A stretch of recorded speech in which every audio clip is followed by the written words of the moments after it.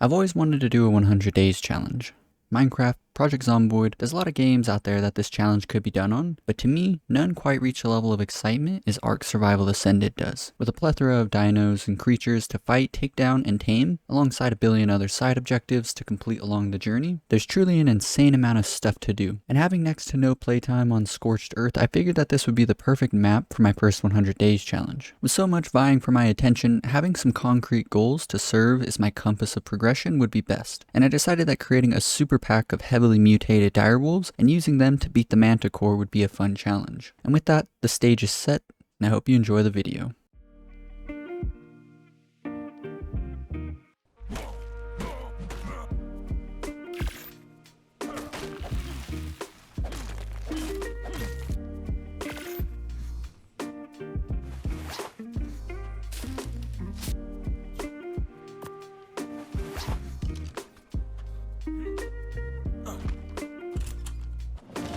I'm grateful that Wali allows me time to study the local wildlife, but I suspect she only does so out of amusement.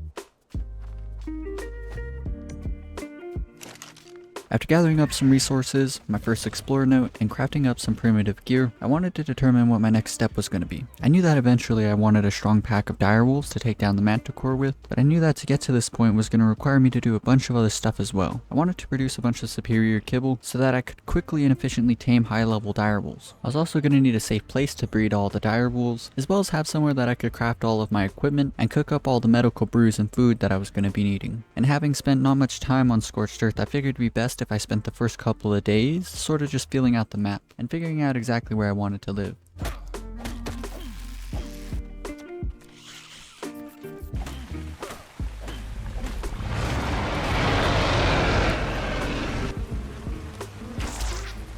I next decided to put down a thatched shack. It was going to be nice to have somewhere where I could cook food, begin producing some early narcotics, and have some storage set up. Constructing all of this would additionally net me some pretty good experience points, which was pretty nice early on.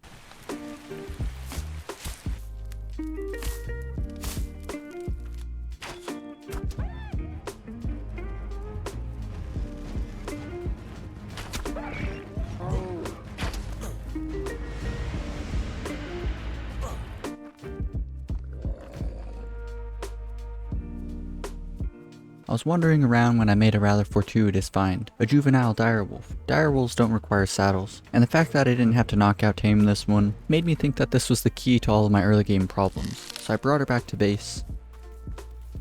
And a short while later I ended up finding a baby hyenodon. However, there was a lot of T-Rexes in this zone. Even though they were young, I should have gotten them out of this area, and eventually a T-Rex stumbled upon my little base.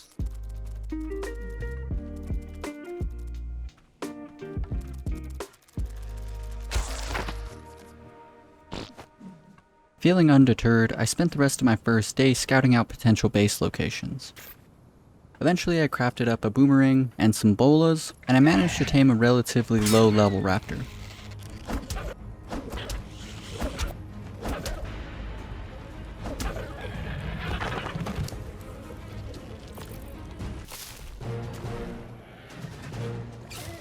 I scouted out multiple spots that I figured I could make a pretty decent base, and I ended up here in this location. It's here that I actually tried to start my second base.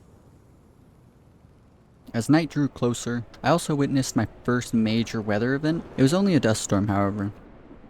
But as night completely took over, I witnessed for the first time the absolutely unrelenting and unforgiving weather that this map provided. After the first time that I froze to death, I made repeated attempts to actually make it back to my little base here, and I started to die over and over and over. And this would become a pretty significant trend, and I also decided to spend 100% of my skill points on crafting. And so I had 0 points in fortitude, but my reasoning behind this was I figured that eventually I would be able to craft gear that was so good that I wouldn't really need to spec any stat points into anything else. However, for the first week, there was multiple moments where I would just die over and over and over from the weather. At some points, I went completely AFK for around 20 minutes just waiting for weather events to pass. As dawn of the second day rolled around, I wanted to fully commit to building this budding base. It was going to require a fair bit of resources, so I got to farming.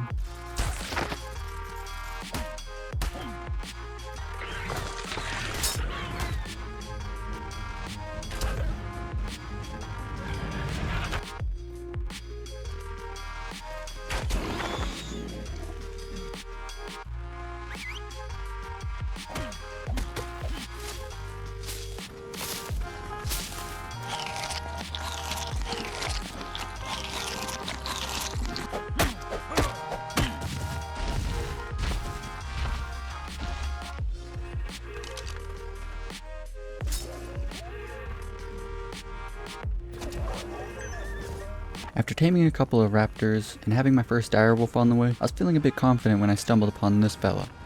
After bullying him, I realized that he was a level 108, and at this moment I should have just ran, but the allure of having such a high level direwolf so early enticed me to keep going.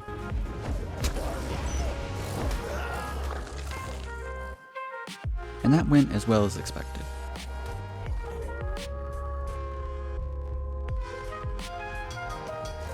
I made many attempts to make it back to my base. I was desperately hoping that somehow I would manage to make it back to a boomerang, and somehow the direwolf's torpor would be high enough for me to knock it out. It was wishful thinking, and by the time I actually did make it back to my base, the high level direwolf was in the process of eating both of my raptors.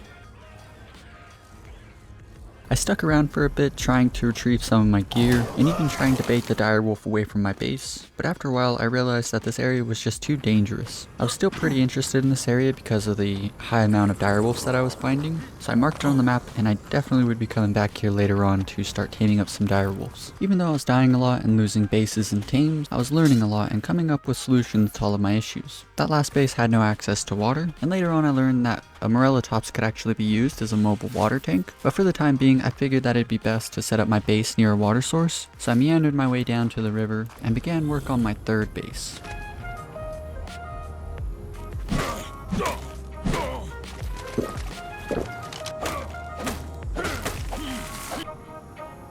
This little spot by the river seemed far more hospitable than the other areas that I had been to thus far. No T-Rexes, direwolves, or terror birds, only the occasional raptor. There was also an infinite supply of water right at my doorstep, and most importantly, even during a minor heat wave and no points in fortitude, I was still cool enough to not die of a heat stroke. I figured that this was going to be my final base location. Spoiler alert, it wasn't. But not knowing that, I went ahead and started building up what I thought was going to be my last base.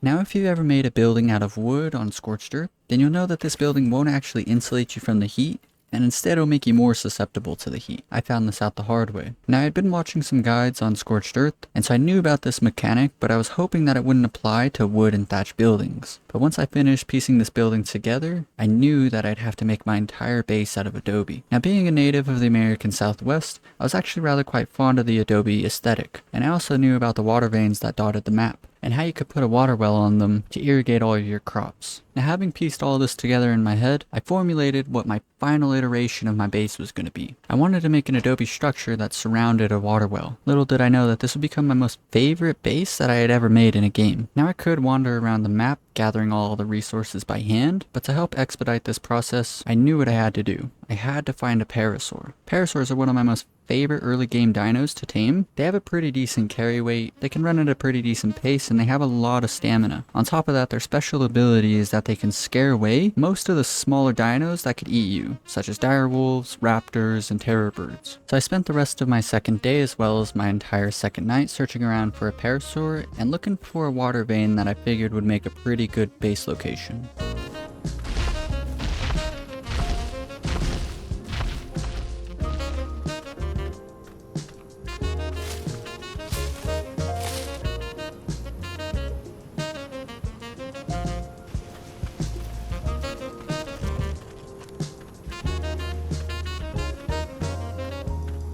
After searching for a while, I was pleasantly surprised when I finally stumbled upon a parasaur.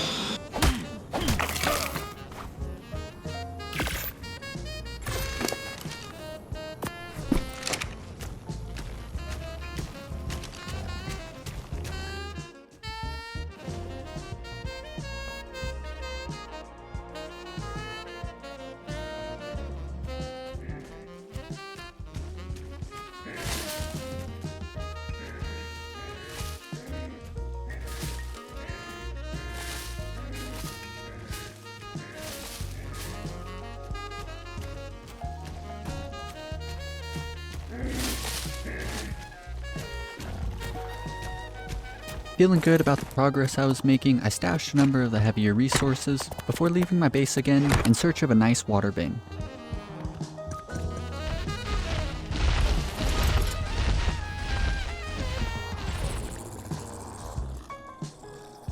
Throughout the night, I found another parasaur, and I even managed to find and tame a Doedicurus. Now I knew that I was going to have to make my base out of Adobe, and I was really hoping that this Doedicurus would help me gather up all the necessary sand that I was going to need to construct everything. And it wasn't until the morning of the third day that I finally found the water vein that was perfect.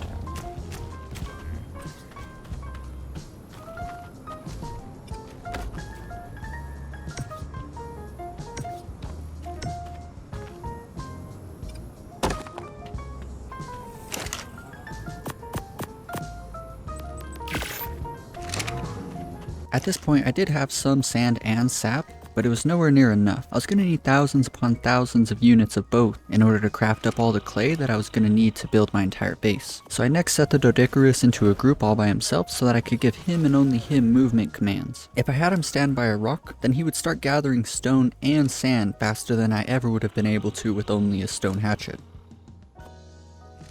So next I got everyone busy gathering up some resources. The Doedicurus would be gathering up sand, I'd use the parasaur to gather up sap, and I'd personally use my hatchet anytime I needed some more wood.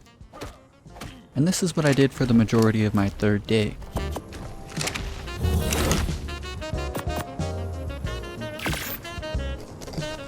Everything was going swimmingly until a heat wave came along, at which point I would die over and over again. But there was a silver lining to this. I was running through a riverbed whenever I noticed that there was a very large amount of small bugs. I kept this in mind as eventually I would use this spot to start gathering up some chitin. After finally making it back to my base and gathering my equipment, I decided that it'd be best just to hang out downhill from my base, where it was cool enough not to die from the heat exhaustion. At this point I was starting to notice a trend. Right in the middle of the day it was usually too hot to really be out doing anything, and right in the middle of the night it was usually too cold to be out doing anything. These were both issues that I definitely wanted to solve sooner rather than later, but for the time being my only option was to be patient. I failed to record this little interaction, but at one point I managed to find a schematic for a cloth hat. With all of my skill points pumped into my crafting skill, I was able to craft up a cloth hat that was better than even a desert cloth helmet. And this was extra nice because I didn't even know where to find the crystal for the desert cloth helmet at this point. For the rest of day 3, I continued crafting clay, tidied up the area around my base, and began laying down foundations as I imagined what the layout of my final base would be. Earlier in the evening, I was checking out various engrams. What piqued my interest was the water well. All of the resources I needed to craft one could easily be gathered, except for the cementing paste. However, with the copious amount of stone that my Doedicurus was gathering, all I really needed was some chitin. So as night 3 rolled around, I went down to the riverbed and began hunting a bunch of small insects and harvesting them with an axe.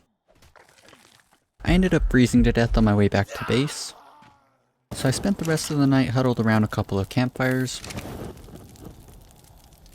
And as soon as day broke, I went and retrieved all the resources that I had gathered throughout the night. Upon making it back to base, I popped all of the chitin into the mortar and pestle, crafted up all the cementing paste, crafted up the water well, and placed it on the water vein. Now this felt like a major milestone. Instantly my base became much more hospitable in this inhospitable world. Feeling inspired, a flurry of thoughts flowed through my mind. I began to imagine how I wanted the remainder of my 100 days to play out. I broke it up roughly into 3 parts. Step 1 was going to be to finish the entire base, 100% of it. I knew that if I left parts unfinished, they would remain unfinished for the rest of the playthrough and that would bother me. I wanted the base to have everything that I could possibly need. A storage room, a room for a bunch of mortar and pestles, a room for a bunch of cooking pots and food storage so that I could craft up all the kibble, food, and medical brews that I needed. I also wanted a greenhouse for the base for all the different crops that I could possibly need. I was also going to need a room to house a bunch of Argentavises so that I could use their eggs in the production of kibble. I also wanted a great hall for miscellaneous activities and anything else that I needed to place down. And I even wanted to go so far as to have the entire base electrified. I wanted the entire thing to be lit up in the nighttime and to have the entire base covered in AC units so that no matter what, the base would always be hospitable. The next step in my grand plan was to spend roughly between 60 and 70 days cruising around the map and finding and taming as many direwolves as I possibly could and breeding out the best stats to create a super pack. With the last 20 days, I wanted to take my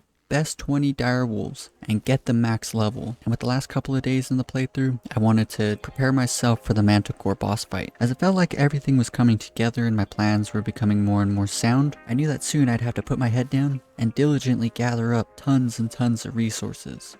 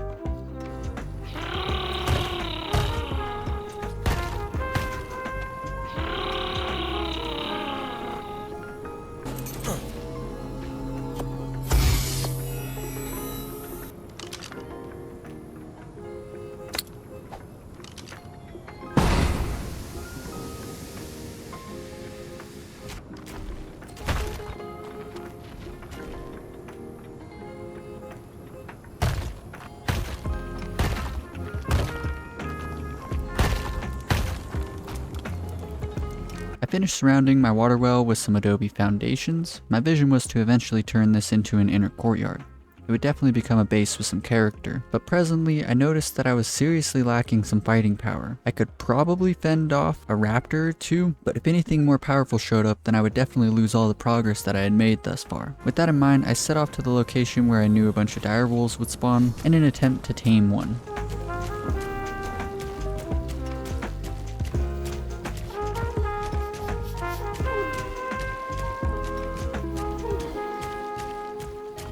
I eventually found my way to the area where I tried to previously erect a base.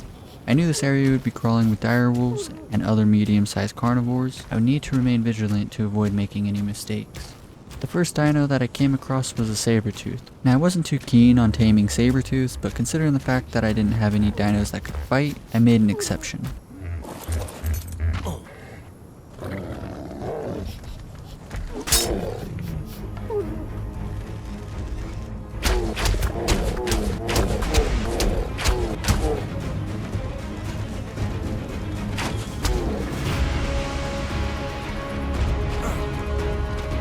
After a well-placed bola and a number of trank arrows, he was down. And like any good survivor, I came fully prepared and put an entire stack of raw meat in his inventory.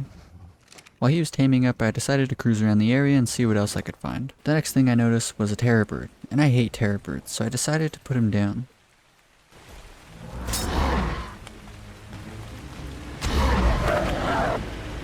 And not soon after this, I spotted a direwolf. Now this is what I came for. As I went to hop off my parasaur, he began to charge. I needed to land this bola.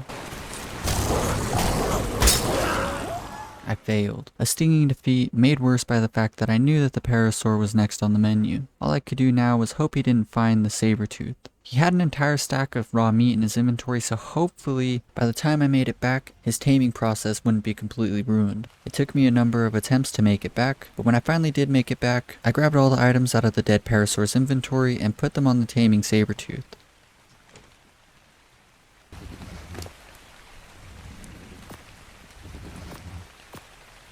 Right as the saber-tooth was about to finish taming, two morellatops got into a fight with a direwolf and a terror bird. I decided to watch, and as soon as the dust settled, I figured I'd swoop in and take down the direwolf and kill off the terror bird.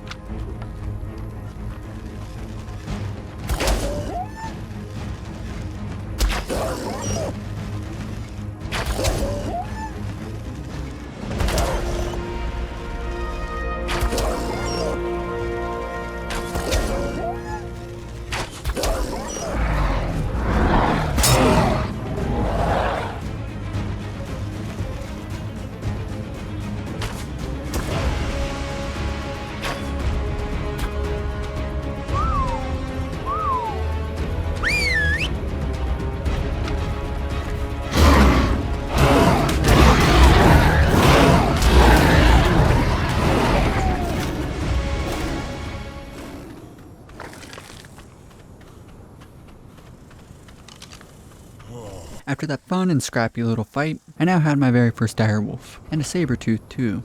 So I took them back to base, and feeling confident in our ability to defend ourselves, I next shifted my attention to another important matter. Stone tools and cloth clothing weren't really cutting it, so I killed and harvested a lamantria for a large amount of silk, and for the rest of night 4, I mined metal and crafted better equipment.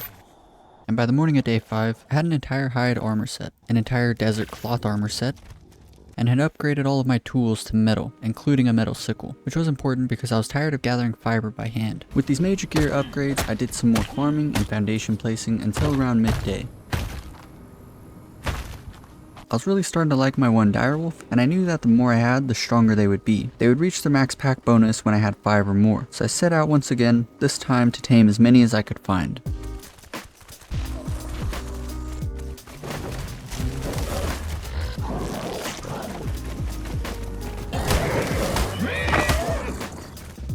I'd found a juvenile equus, but soon after this, I had a dangerous encounter with the thylacoleo.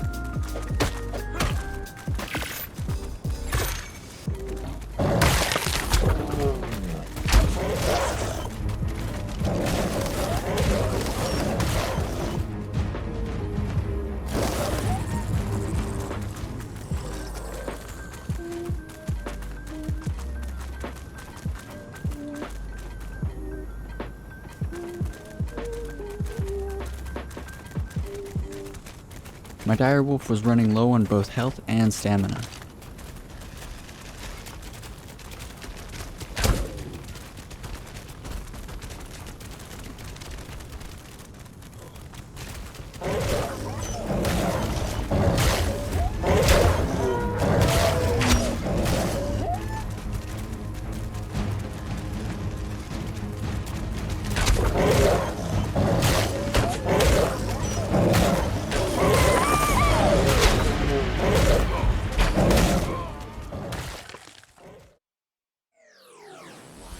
I'd wanted to tame it, but getting ahead of myself, I'd made some critical errors, and lost my equus, my direwolf, and my life. But feeling undeterred, I hopped on a parasaur and set out again.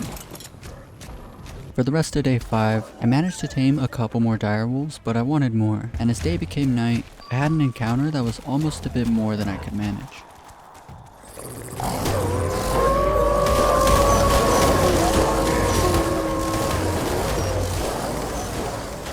As my parasaur's health dipped into critical levels, the roar ability came up just in the nick of time.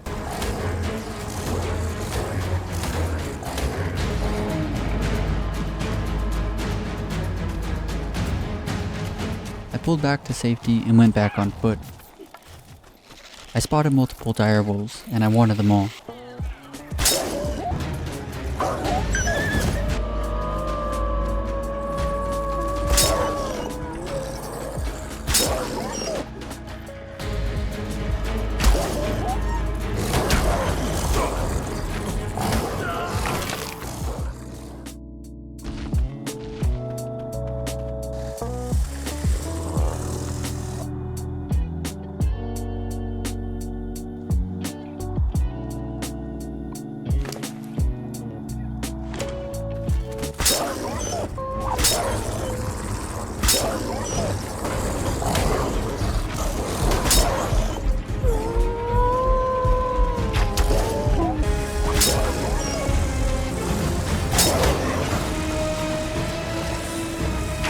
Throughout the night, I baited, bolaed, and tranked multiple direwolves, culminating in a total of 5. The next day I searched a bit more and gathered up 2 more before heading back to base. With my first pack of direwolves tamed, I was finally able to breathe a sigh of relief and focus entirely on building the base up. Over the next 10 days I gathered copious amounts of resources and made huge additions to the base, while occasionally making voyages to gather important dinos or gather faraway rare resources. On day 7 I finished the storage room roof and finally had a place to hang out when the weather was too extreme. In the middle of night 8, I stumbled upon some equises, and after killing off the adults, I had a level 112 equus. This would eventually become one of my most valuable tames, as it had a huge weight reduction in sand. Paired with the Doedicurus, I could quickly gather thousands of units of sand. On day 9, I decided to completely change up one of the hallways and make it into a room to store and create all sorts of food items. Eventually, I would place all sorts of stuff in here, and it would become my favorite room to interact with. Later on that same day, I took the direwolf pack on an adventure to Red Obelisk in search of an RG to tame.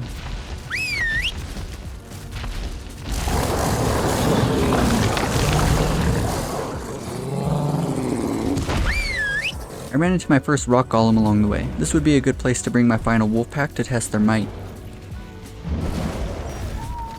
But I eventually found the RG and tamed it.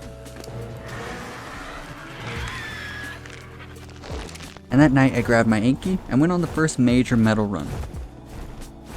The next day I realized that I was getting pretty close to having enough metal to fund the usage of a long neck rifle loaded with tranquilizing bullets. This was going to require another room dedicated to mortar and pestles. I set this room up in the hallway opposing the cooking pot room. In here I set up some small crates to serve as a meat spoiling box and a box to store all of the charcoal that I was accumulating. It eventually became a room that I would visit after every outing to craft narcotics, gunpowder, and the oh so essential clay. I spent the rest of day 10 searching far and wide with my RG looking for crystal. Once I finally located some close to base, I gathered it up until I had no space left.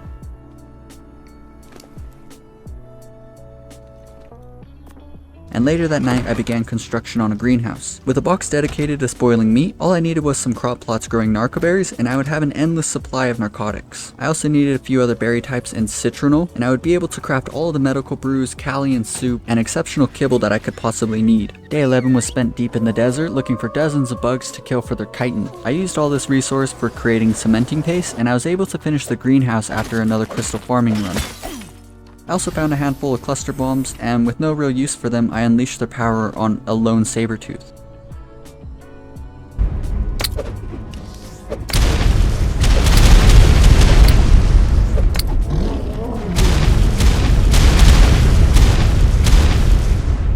Later that night, I went on a search for a thorny dragon. They could gather wood more efficiently than a metal axe, and considering the scarcity of trees, this would become a necessity. I lost the first one I found to a no-clip error, and had to patiently sit next to the second one I found until morning. I spent all of day 12 gathering tons of resources and crafting thousands of units of clay. This was all in preparation for my most ambitious construction project yet, the Grand Hall. It wasn't until the evening of day 13 that I was able to sit back and admire the finished product. Later on day 13, I used half walls and railings to isolate the roof and add to the aesthetic of the base.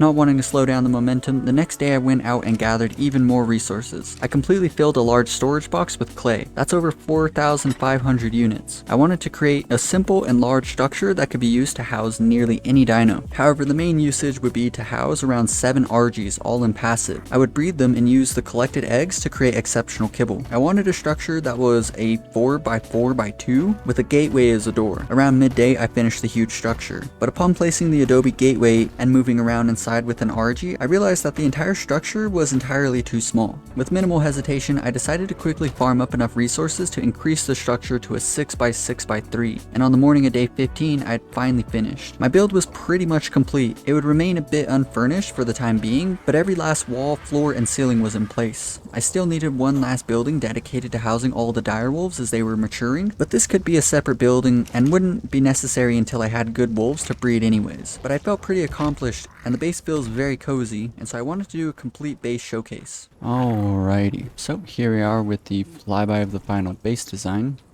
Now this base took me quite a bit of time to put together. I know it might not look like it, but I would say it's somewhere in the realm of between maybe 15 and 20,000 clay, which took quite a bit of time to gather and craft on up.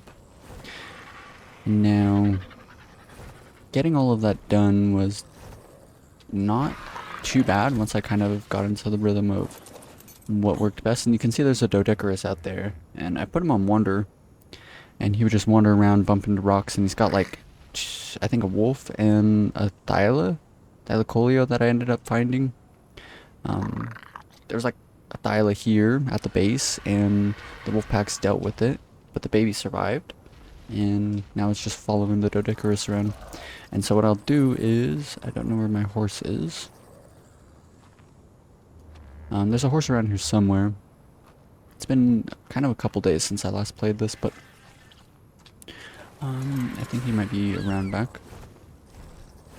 No. I'm not too sure where my horse went. I named it Bucephalus. Oh, there he is. So, yeah, the horse here, your Equus. Oh, this game's loud sometimes, man. But Bucephalus here can carry quite a bit, and on top of that, he has a weight reduction. I think it's a 75% weight reduction for sand, which really helped gather up lots of sand. I would just use an axe for all of the tree sap, which wasn't too bad. Ride around on Bucephalus and swing around an axe. And so here we have the two wolf packs. They're nothing too fancy yet. And I have it set up. How did I have this set up? Oh, yes. So, I'm not sure if you ever tried this on the previous versions of Ark, but anytime you would try to have like dinos, like create a train, it wouldn't work. Like, it would kind of break, and I'm not sure why, but it would just be like really spastic, which was kind of annoying. But now, in Ark Survival Ascended, it works really well, and so I had the packs follow like a pack leader. I'm not sure if I really like this like setup, but it seems to be working out pretty alright. And so now we have two wolf packs. One of them I made the alpha pack. There's a button. Yeah, so if you hit H, you can see at the top of the screen there we have alpha pack and beta pack, alpha and beta pack, which is a pretty cool design setup. Not really design setup, but way to set the wolf packs. And so eventually what I'm going to end up doing is gathering a bunch of different wolves and breeding out their best traits. I know it sounds pretty simple, and it is, but that's sort of the plan. We still have like somewhere in the realm of like almost 85 days, I think, for the 100 days challenge. And so that's going to be spent just breeding up as many wolves as we can, getting out the best traits. And so here we have two of our highest health, not highest health, but this one's got 3,000 health. And then Hugo here has the highest melee, 317.6. And so we're looking for a dino with a humongous amount of melee. So potentially even up to like 1,000% melee, just out in the wild. And then we'll breed until we have like zeros in stamina, like 0 wild points in stamina, 0 in oxygen, food, weight, because they're just going to be for fighting. I'm not really going to ride around on the wolves. And then we want, I think, 4,000, nearly 4,000 exactly in the health, and then just as much melee as we can get. And then I believe it's 10 points in health from that point will get us to 10,000 health, which I figured would be enough. Hopefully that's true. It'd be kind of unfortunate if it wasn't, and we ended up losing our entire wolf pack whenever we went to fight the boss. So we're definitely going to want like a backup pair to breed, but I'm confident that they're going to be strong enough because they don't get saddles, which really sucks, but they do get innate bonuses whenever they're in a pack. And so their pack levels are going to be, they get a +4, I think, maybe +5, no, +4 if there's 5 or more. And then we're going to want to try and have somewhere in the, you have, yeah, 20 is how many you can bring in. Okay, but anyways, back to the base design. This is sort of our grand hall here, and I accidentally made, I think it was an extra door on accident, an extra large door, and I figured this is a pretty good spot for it, just in case there's something like large that I need to get into the grand hall for some reason. Probably not likely, and I think it just looks nice whenever we open it anyways. And so there's a lot of stuff that we're going to have to build into the base that's going to come right at the beginning of the next episode. And so we have Electronics, I found this air conditioner in a drop, and I found it was pretty neat. I was like walking around thinking of where to place it, because I only had one and no electricity set up, but it's pretty cool that you can put air conditioning units in windows if there's no door like this one, little door hatch. But anyways, so this is the grand hall, and there's going to be a bunch of electricity set up everywhere, plenty of lights. We're going to have air conditioning units set up wherever we need them, so I'll go around, turn them on, and see where exactly it is that those need to be. I'm thinking right here between these two stairs, kind of leaving a little back area. We're going to place the fabricator, and so that'll be pretty nice. And so, as you can see, there's two doors here under the stairs, and they lead to two separate hallways which surround our little plaza here, which is really, really nice. And so it's got like, yeah, you can't stand on rails, which is really annoying. But it's got surrounded, like it is surrounded by these rails here. And I thought this was like the whole initial idea of the base design, was to take a water well and then to surround it with a wall, and then to surround or like place a bunch of half walls on top. And I think it looks really, really, really nice. It's really, really a fun base design. And so then you can come in on the other side over here, of course. Using wood in any of your building designs isn't that great of an idea. I bet other rooms are even cooler, but the fact that this is wood up here, I think is increasing the heat in the room. And then these railings were initially wood, but I had to change them to clay. Yeah, I bet it's the wood that's making it burn up. Like, what's going here?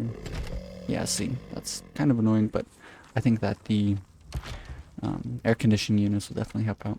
And then right here, this is going to be the RG room. We want 6 females and a male in the middle. And they're all going to be on passive. That's why I wanted a big room for them, just so that, you know, if someone comes by, they're not going to totally spaz out and start trying to like fight stuff. They're not going to get eaten because they're defended. These are some ceratosauruses that I found earlier in the episode, and something that I was doing while I was editing was I was determining what was important and what wasn't, and I ended up finding these baby ceratoses, but there was 2 parents, but I mean, like, killing the parents was really easy with an RG. You just sort of fly above their head. So I kind of figured it wasn't too important to put in the episode. But we ended up finding 3 babies, and so they've just been growing up in this room for a while, which is really quite cool. So I don't have to go out of my way to tame any ceratosauruses. But yeah, that's this room. It's just a big box, honestly, but it serves a pretty unique purpose, and I think it serves that purpose well, which is cool. And of course, I was making these doors, and I made an extra one, like I think the door frame, and I was like, I might as well put it to use. And so we use this door here to get the RGs in, and that's currently what we're doing. As you can see, it says Argentavis up there. That was like the very last thing that I was doing, was taming RGs up, and I ran out of space, so had to end the video there. And getting back to the base rundown, we can go into one of the hallways, and in this first hallway here we have our crop plots. And so there was like 3 things that I needed to do. I needed to electrify the base, get all of the female RGs and a male RG, and then I needed to finish up the crop plots. And so right now we have plenty of narco berries. It's been so long since I played this, so we can gather up hundreds of narco berries there. And then go just down the hall. I leave this door open, actually. Yes, there's a lot of doors that I determined that I should just leave open inside. Maybe even take them off, but... So then we have this little door here, which serves as really an alternative way into the building, because what I've learned is this is the storage here. I'll leave the storage door open, and I'll ride like a dino up to the door, and then leave their head like sticking through here, and then I'll like start sorting stuff into all the different boxes, and the doorway will be blocked, and so I'll just use that door right there. But here we have this room here is for specifically we're starving or overheating to death. This room here is for as you can see, mortar and pestles. Here we have here we have all of the charcoal. So every time I would get 4 like stacks, full stacks, then I would just throw them into these and craft up as much gunpowder as we needed. And here we have a meat spoiling box, which I'm actually kind of surprised. It looks like we've gone through like most of our meat. So let's go ahead, I'll show you real quick how I was doing this. So split this in half, split this in half. 99 can split in half. Split that in half, and this 49. So there's 4 50s and then 4 25s. So they each get a 50 and a 25. Split, split, split, 16. And then just craft up as much as we can. A 50, a 25, 16. And just go through 50, 25, 15. And so every time I come back from an outing, I visit this room and craft up all of the stuff that we're really needing. And at this point, honestly, like, this is our room here, but I think we're only going to have one smithy and one refining forge. Kind of no point to have more, I don't think. Oh wow, this thing's like running out of wood. Just throwing another 100 stack here. Oh yeah, so real quick, this is stone, and then kind of just like any residual flint and metal. Not really, I don't really have too much flint and metal, so kind of didn't really need that hanging about. This is the clay box and any clay building parts that kind of have no use at the moment. On the other side we have wood, of course, and then we have, I believe, half thatch, half fiber. Pretty cool. I didn't end up determining what I should do with this one, I don't think, at the time. Then this is just like random stuff, anything else. And so it's kind of unfinished. There's more space for storage, but I was going to build onto the storage as I needed it, and like the only thing I was gathering was stone, or not stone, sand, clay, or crafting clay. Did I level up? I did. Been putting every single point into crafting throughout this playthrough, which I think is kind of funny, but it's pretty useful, honestly, especially if you find like good schematics. I don't think I have too many schematics yet. Somewhere in like the middle of the next like 85 days, I want to go and find a lot of schematics, just run around to all sorts of various loot drops and stuff like that. Another window, looking out into the center little plaza there. This is my favorite room by far. It just looks really cool, and it serves a really good purpose. And then like when there's like rainstorms and stuff, I'll go through and close all these windows. It's silly, but it just makes me happy. Close everything on up.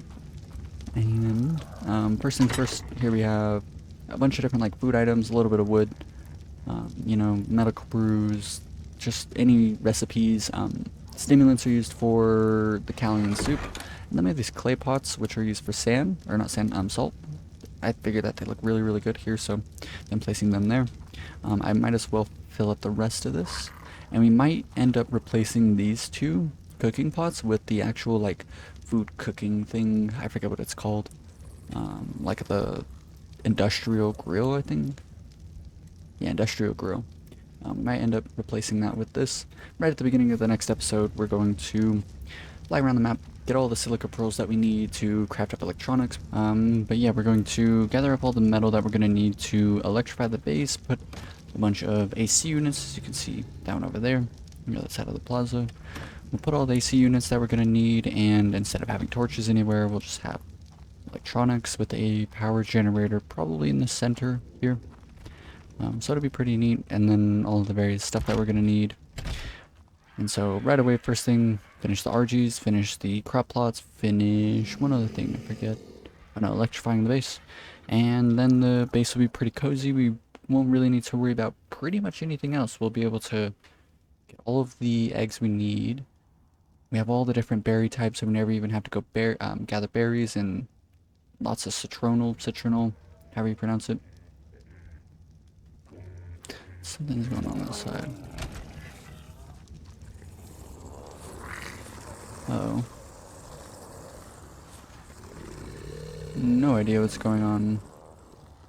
Looks like the wolf packs are kind of breaking up. I mean, it's kind of whatever. I can go gather them always. But anyways, as long as we don't lose the dino, I'm happy. Finished getting all the electronics and stuff set up.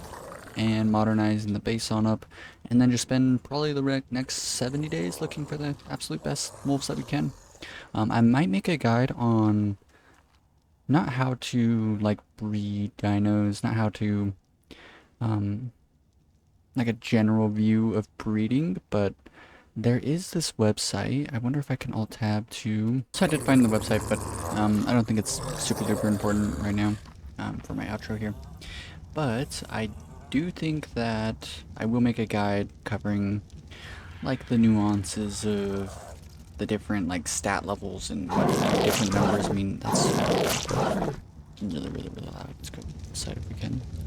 Somewhere a bit more peaceful. But I think I will release a guide between this episode and the final episode of our playthrough here. Reason being is that right in the middle of the recording of this episode and the next episode, I should have plenty of direwolves tamed up so that I could adequately explain, you know, all the different numbers and whatnot.